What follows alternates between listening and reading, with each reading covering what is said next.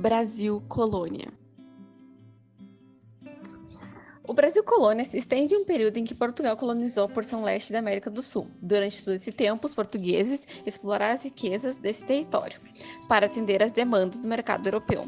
A historiografia recente reconhece o período anterior à colonização efetiva dos portugueses como pré-colonial, equivalente ao período de 1500 a 1530, o início de tudo.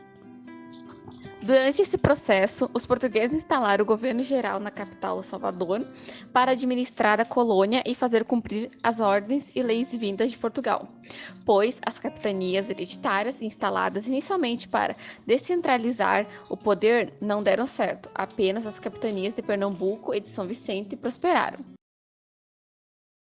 E assim, o Brasil Colônia ele se iniciou com a crise do comércio de especiarias e abriu portas para os portugueses explorarem o Brasil. Por 3 séculos, os portugueses dominaram o território brasileiro, explorando a cana-de-açúcar e o ouro, cobrando impostos e abafando revoltas coloniais, até 7 de setembro de 1822, a data da proclamação da independência do Brasil. A partir de 1808, com a chegada da família real portuguesa ao Brasil, deu-se início ao processo de independência, rompendo-se os laços políticos entre colônia e metrópole. O fim do Brasil colônia esteve atrelado à crise do antigo regime na Europa, a Revolução Francesa e a Era Napoleônica, alterando a dinâmica política europeia, enfraquecendo diversas monarquias absolutistas. Enquanto Portugal enfrentava a invasão da França, o Brasil pôde ampliar sua autonomia com as medidas tomadas pelo rei português João VI, com a abertura dos portos às nações amigas e a elevação ao Reino Unido de Portugal, Brasil e Algarves. A luta pela independência brasileira se tornou a ordem do dia e de muitos interesses para a elite colonial, que considerava o domínio português como um entrave para o desenvolvimento econômico. Com o retorno de João VI para Portugal, logo após a Revolução do Porto, o príncipe regente Dom Pedro I permaneceu no Brasil e descumpriu todas as ordens portuguesas. Neste ponto, Dom Pedro, além de sofrer com as ameaças de Portugal, precisava se entender com a elite brasileira que ansiava a independência. Foi na tarde de 7 de setembro de 1822, às margens do Riacho do Ipiranga, voltando de Santos, que Dom Pedro exclamou a frase: independência ou morte.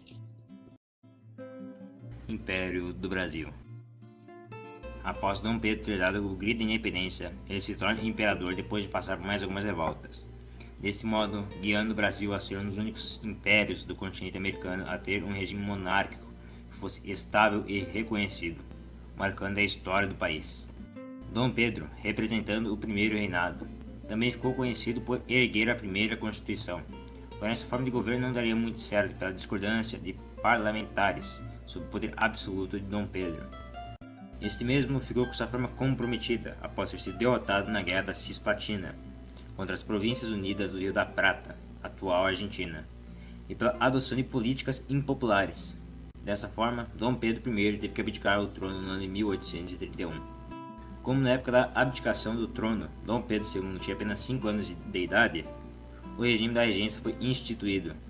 Esta fase ficou caracterizada pelas diversas rebeliões regenciais, pelo fato de não possuir uma figura central como a de um imperador. No ano de 1840, realiza-se o golpe da maioridade, liderado por liberais. Dom Pedro II toma posse do trono com 14 anos de idade, pelo fato que foi declarado que já estava pronto para assumir o legado de seu pai. O segundo reinado foi capaz de acabar com revoltas e ter controle sobre as disputas entre conservadores e liberais. Este período ficou marcado por ter feito mudanças extremas na sociedade brasileira, utilizando variadas leis que antecederam a abolição da escravidão, que foi realizada através da Lei Áurea em 1888.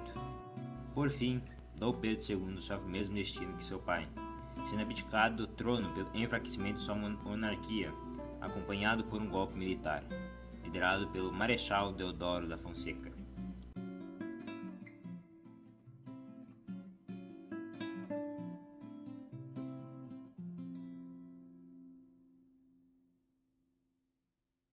Período republicano do Brasil.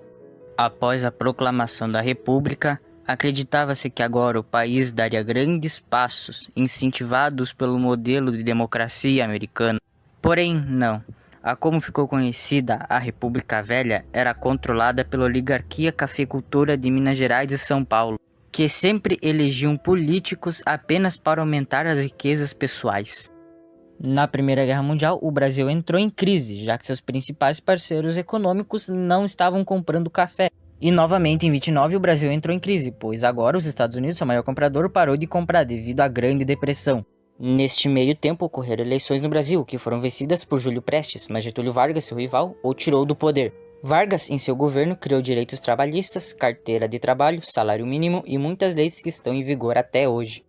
Vargas governou o Brasil na Segunda Guerra Mundial, onde jogou nos dois lados até o último momento, até então se aliar com os aliados. Depois da guerra, Vargas foi deposto, acabando com seu regime, porém ele volta nas eleições seguintes.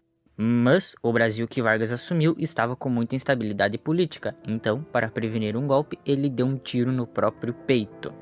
Mais tarde entra Juscelino Kubitschek, que move a capital do Rio de Janeiro para Brasília, e no final deixou o Brasil cheio de dívidas. Nas eleições seguintes, entra Jânio Quadros, que proibiu Rian de Galo e biquíni na praia. Jânio acaba renunciando, então seu vice, João Goulart, assume, e por suspeita de comunismo ele é tirado do poder pelo golpe de 1964. Vamos lembrar que estamos na Guerra Fria, então era normal disso acontecer.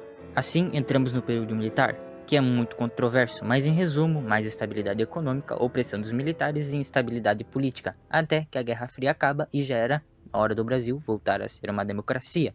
Bem, agora tudo daria certo para o Brasil, né? Bom, o presidente eleito, Tancredo Neves, morreu e seu vice Sarney não deu conta de resolver os problemas econômicos do país. Depois disso, então, entrou Collor, que também não conseguiu resolver os problemas econômicos, então ele foi deposto e seu vice Itamar Franco conseguiu resolver a crise do Brasil com o Plano Real. Mais tarde entrou o FHC, que conseguiu se reeleger e em seus 2 mandatos fez acertos e erros. Depois de FHC entrou Lula, que se reelegeu novamente e depois foi preso por suspeita de corrupção. Depois disso, quem se elege com o apoio de Lula é Dilma, que se elegeu 2 vezes. Porém, no seu segundo mandato ela sofre um impeachment, dando lugar ao seu vice Michel Temer. O Brasil, depois disso, ficou com uma pequena estabilidade econômica. Mas Michel Temer conseguiu segurar um pouquinho isso até 2018, quando se elege Bolsonaro. Então veio a pandemia, mais uma pequena crise econômica no Brasil. Depois Bolsonaro saiu e entrou Lula, que agora exerce seu 3º mandato.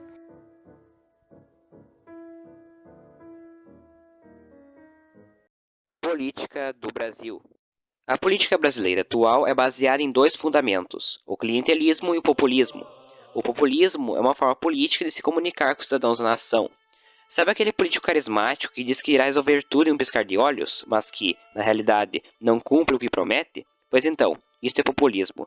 Já o clientelismo se baseia na frase "uma mão lava a outra", ou seja, para eu ganhar um voto, eu adulo as pessoas oferecendo para elas presentes, desde cargos públicos até uma casa confortável. O clientelismo e o populismo andam de mãos dadas e, vale lembrar, quem é conhecido como o pai do populismo na política brasileira é o Getúlio Vargas.